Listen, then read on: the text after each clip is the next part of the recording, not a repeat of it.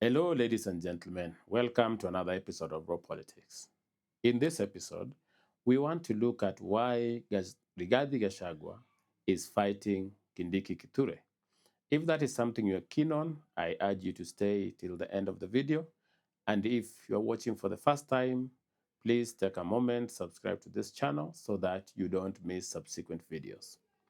Ladies and gentlemen, Kindiki Kithure and Kindiki Kithure, the current deputy president, and Rigathi Gachagua are no strangers to each other.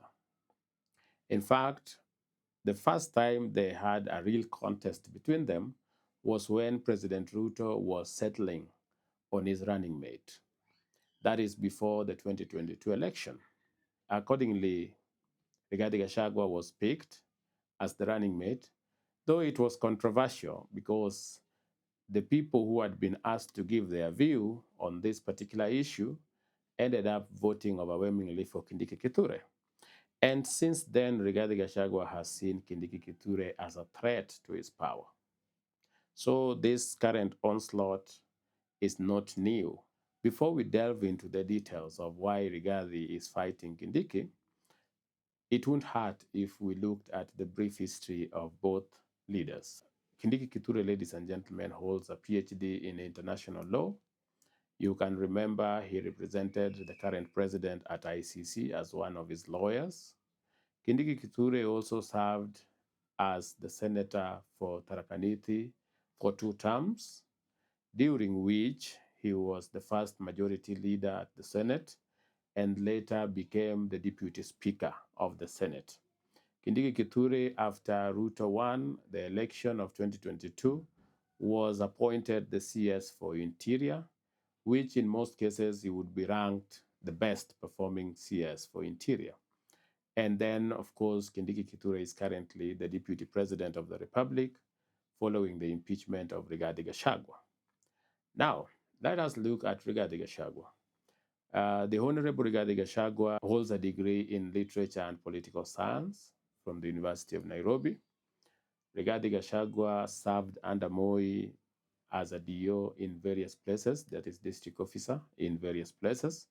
There was also a time he served as an assistant secretary in the Ministry of Home Affairs, what you could equate currently, what equates to the current Ministry of Interior. Rigathi Gachagua was also Uhuru's personal assistant, and eventually Rigathi Gachagua became the MP for Madeira. He gained popularity when his brother was the governor for Nyeri, the late Nderitu Gachagua. When the late unfortunately fell sick, people say that Rigathi literally took over the running of the county. And with that popularity, he vied for the parliamentary seat in Madeira, and he won.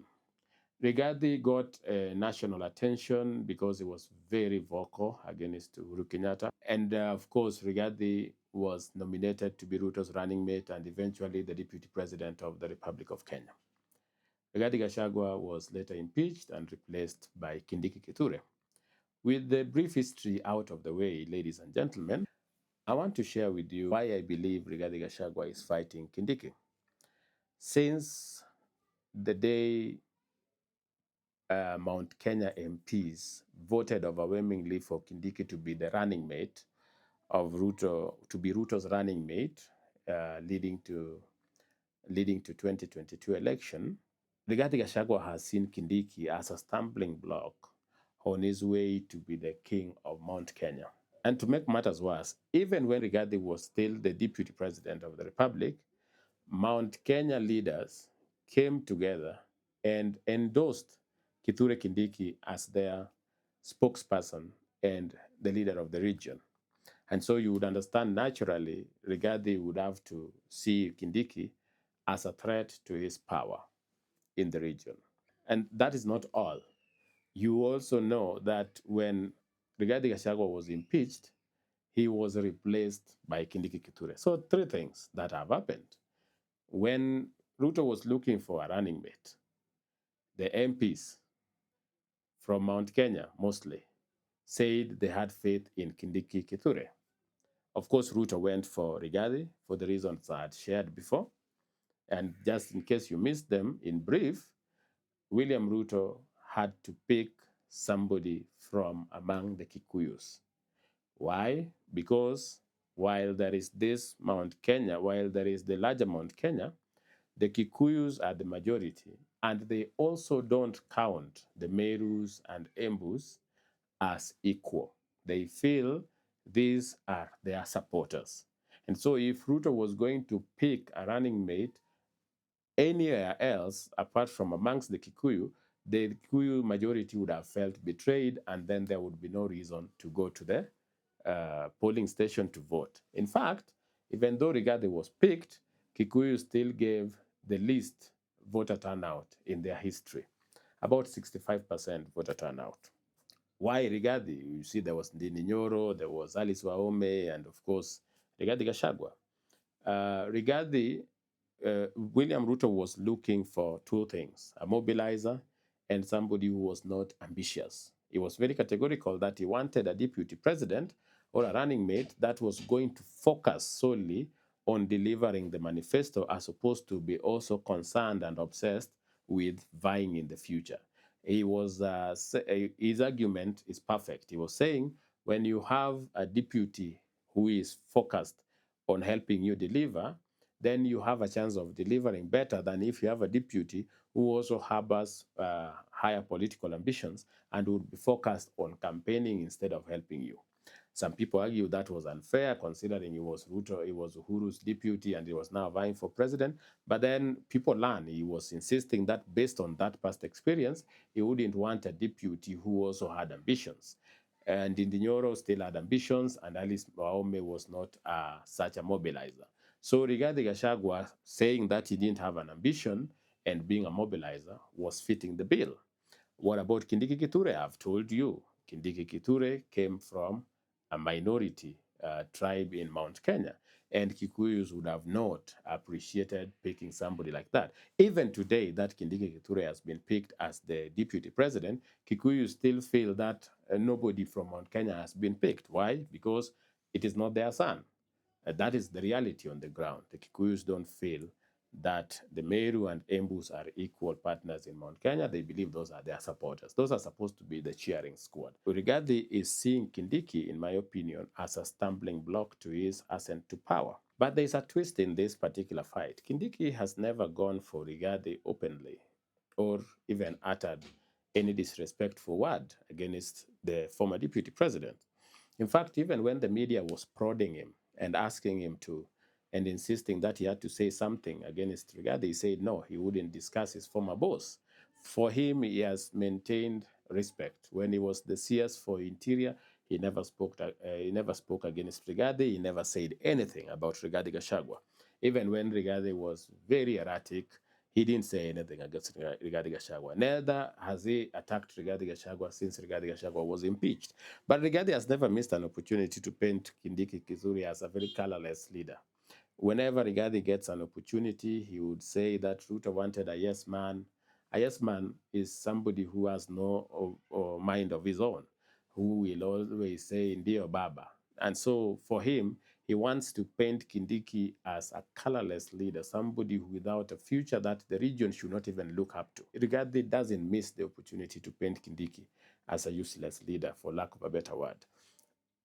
His people recently were saying that Kindiki was physically assaulted, is somebody who is willing to take nonsense from Ruto, and that is why Ruto settled for him. So he's never, I repeat, he has never missed an opportunity to actually mock Kindiki, diminish his power, paint him as a useless leader, and etc. And so Kindiki yesterday decided to respond and warned Rigathi Gachagua that he's given him his respect, but if Rigathi Gachagua wanted them to go the other route, he was also willing to go that route. Of course, there's very little that he can do to stop Rigathi Gachagua from doing what he does, because the approach Kindiki has to politics is the exact opposite approach Rigathi has to when it comes to politics. According to Rigathi, if you have an opponent, you go after that opponent with all you have. You destroy the opponent completely. Kindiki, on the other hand, is persuaded that people are supposed to be diplomatic. You are supposed to look for ways of getting whatever you want without actually hurting people in the process. So they're looking at it differently. Kindiki is that measured and would prefer doing things the diplomatic way. But Rigathi, on the other hand, is confrontational and believes that he is right even when he is wrong. You may be wondering, why is Rigathi not settled yet he has the majority? The people of Mount Kenya, if we were to be very honest, are currently considering Rigathi Gachagua as their spokesperson. Don't misunderstand me. It is not because they love Rigathi Gachagua, but it is because Rigathi Gachagua chose their side. I told you that once you bring Raila Odinga and Luos into your government, Kikuyus will leave the same day. And so when Ruto brought in Raila Odinga through those dialogues, Kikuyus were looking for ways to leave and started being very critical of the government and etc. Rigathi saw that opportunity. Remember, before that, Rigathi was not anybody in Kikuyu land. He saw that opportunity and decided to be their spokesperson, the one who is willing to go through hell to stand with these people. And so, through all that shenanigan, Rigathi actually got Kikuyus behind him. Majority of the people in Mount Kenya, Kikuyu, Meru, Embu, even in Tharaka, most of these people are behind Rigathi Gachagua. So why is he scared? Why is he still fighting Kindiki? You would be like, now that you have the people behind you, why would you still act scared? Why is Rigathi talking every day and making a lot of reckless statement and fighting these people and fighting that and attacking the president and attacking the deputy and attacking leaders? Why is he doing all this? I can tell you without any fear of contradiction that Rigathi is threatened that he will not get his heart desire. And what is his heart desire? Rigathi Gachagua has seen the kind of loyalty Raila Odinga has enjoyed in Lowland, and he fancies that. In some cases, he usually even talks about it. He fancies that. He wants Mount Kenya to be the next Luo Nyanza, where there is one leader who decides who becomes what, where, and when. And there is one leader that you talk to, and it would be like you've spoken with the entire community. Rigathi doesn't want so many gateways into Mount Kenya. He wants one narrow path, that is Rigathi Gachagua. And this is not going to be realized if the likes of Kindiki are still in political existence. And so that is why Rigathi is fighting. He feels that even though he has the people, he doesn't have the leaders. Okay? Remember, Rigathi even tried his level best to repackage Uhuru Kenyatta and paint him as the Mount Kenya kingpin. Of course, he didn't believe Uhuru Kenyatta was going to be the kingpin. All he wanted was to look like he was uniting the mountain. And he had even made it clear, by the way, that according to him, Mount Kenya should not be in a position where they vote, even if it is a small percentage, that small percentage votes elsewhere against the wishes of the majority. Rigathi wants a consolidated Mount Kenya that listens to what he says and does as he says. And he wanted even the likes of Uhuru Kenyatta to come behind him, okay, to be under him so that he controls the region without struggle. Of course, he has failed. Uhuru Kenyatta is not with him. Uhuru Kenyatta prefers to work with Ruto. And there are people that Uhuru Kenyatta has also brought on board. The likes of Mwangi wa Iria don't fear Rigathi Gachagua in any way. He will say whatever he wants to say. The likes of Lee Kinyanjui and Kavogo, those ones, Kavogo doesn't even like Rigathi Gachagua. He was not even proud of him being nominated as the running mate. So these are people who will poke hole on whatever Rigathi Gachagua says in that particular Mount Kenya, because these are people who can speak in that Mount Kenya without fear. Mwangi wa Iria does not fear speaking in Mount Kenya. Kavogo doesn't fear speaking in Mount Kenya. Maina Njenga, that one even went to Nyeri and called a rally and dismissed Rigathi in Nyeri. And there's nothing that happened to him. So Rigathi is looking at, if the leaders reject me, these leaders are in positions of influence. This becomes very difficult for him to galvanize the region around him, because there is one thing that you should never dismiss, ladies and gentlemen. Even if a leader is not towing the line, that particular leader still has some influence. Even if it is not huge influence, they have influence. You can't tell me that Kimani Chungwa doesn't have people who listen to him. He has. They may be few, but he has people who listen to him. If you add the people who listen to him and the people who listen to other 40 plus MPs in the region, then you have a sizable rebellion. And add to the influence of Uhuru Kenyatta and that of the people that he's bringing on board, Rigathi Gachagua is not going to get the one Mount Kenya under Geoffrey Rigathi Gachagua that he desires.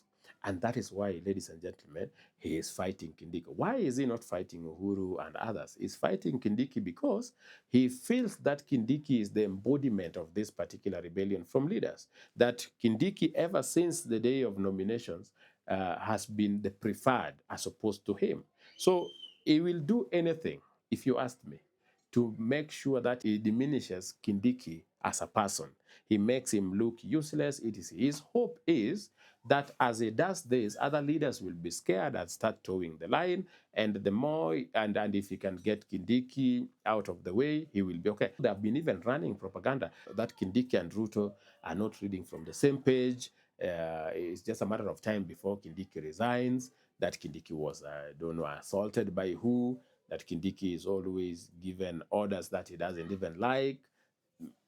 All these things are to make Kindiki look like a very pathetic leader that the people of Mount Kenya are supposed to reject, but not just the people. The leaders are not supposed to be with him. That is what Rigathi is aiming at, if you asked me. That is the reason he's fighting Kindiki.